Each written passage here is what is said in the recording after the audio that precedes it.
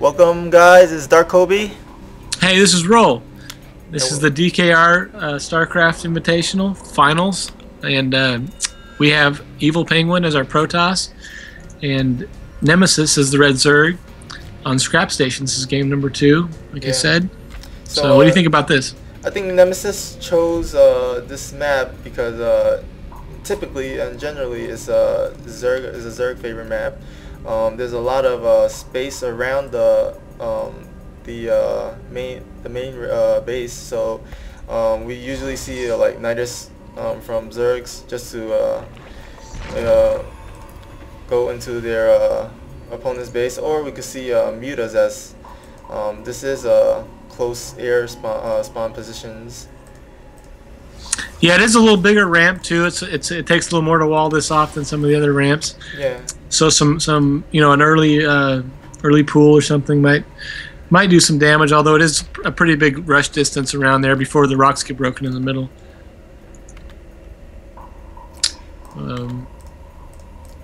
And basically, it's because of the long rush distance. I mean, long distance from the bases in terms of walking ground units. Usually, it's easier for Zerg players to get the expand as well. So we should see expansion from Nemesis. I don't expect any one base roach play immediately. So. Oh yeah, we do see the hatchery gonna go down for Nemesis. Yeah, and EvolPenguin didn't seem to try to block that with the pylon, which is pretty common also. Yeah.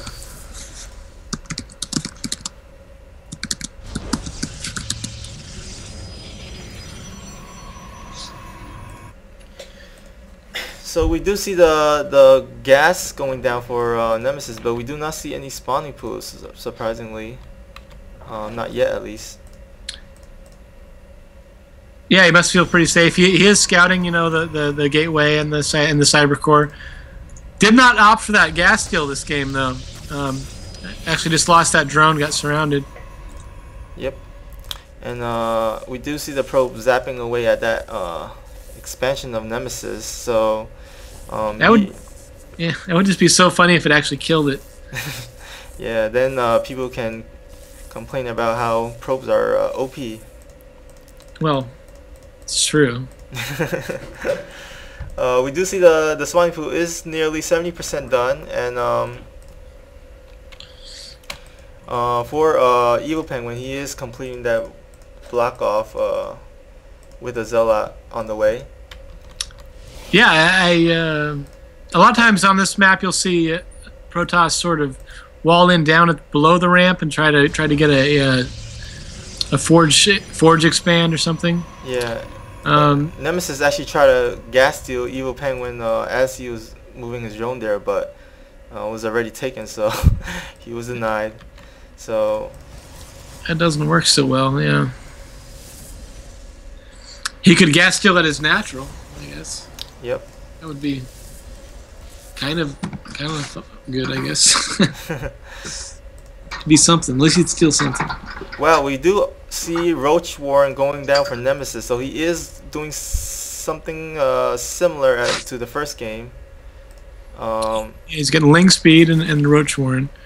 I'd really like to see some Overlord placement a little bit better on this map.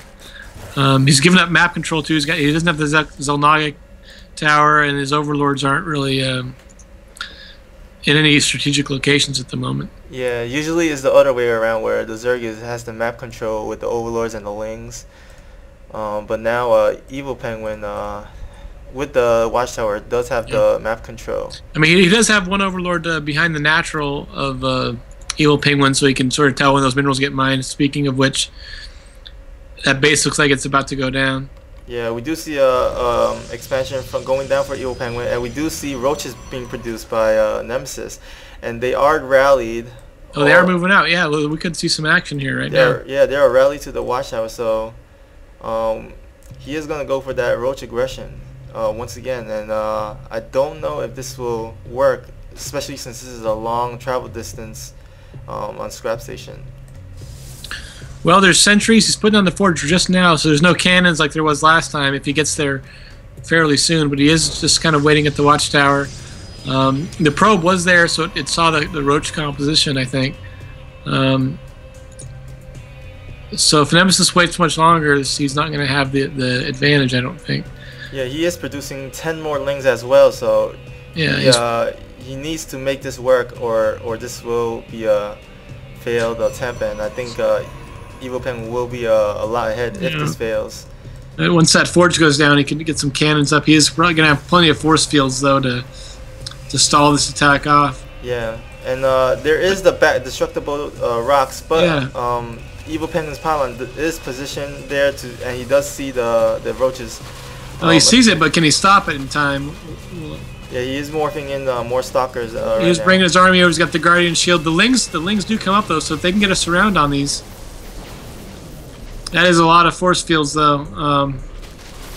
Yeah, and great force field by EvolPenguin splitting up that army, and now the lings will have to travel all around, and he still has more force fields to prevent the surround. So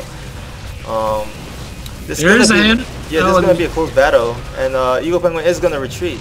So yeah, there was a handful of roaches left that took out most of the sentries, which is pretty good because you don't want too many sentries living into the mid game or the late game to be able to throw up those force fields.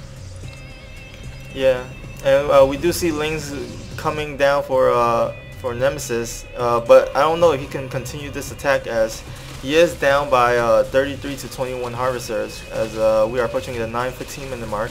Yeah, he didn't really do enough damage on that attack as he needed to pay for the cost. Yeah, and the Protoss once again has the food lead, which is 52 to 50, and yeah, he is remaking those sentries. He has a cannon up, so nice warp in at the ramp. Tried to do a Zergling run by. Yeah.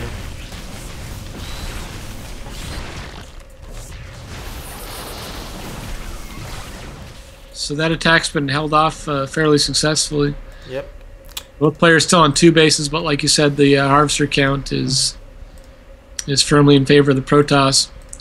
And again, we have a Hydra den down, but no Hydra's being produced. Yeah, so I think he's just gonna stick with roaches at the meantime, which, well, I'm not sure how long that will last because he does have the robotics facility, so he could produce immortals. Yeah. Well, he is making an observer right now to go check out exactly what he's dealing with. So,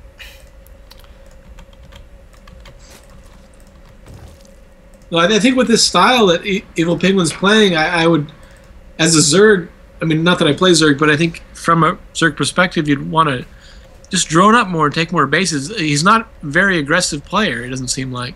Yeah. He's really focusing on sentries and, getting his cannons up and really droning, saturating his own bases. And you either have to really, really punish that or play the macro game, just as well. Yeah, and based on the map layout, usually aggression does not work unless it's Protoss, where warpins, the travel distance doesn't, affect it. But EvolPenguin did have his observer scout, and he does see all the tech buildings. But I think he missed that Nidus network that is going down for Nemesis. So we are going to see some Nidus play, which I think is the best choice at the moment since he didn't do so much damage with that initial attack. Yeah, it'll be interesting to see where Nidus is. He's right at the moment. He's only got one Overlord really in any sort of strategic location. A half health Overlord, sort of creeping up towards the main base. It looks like.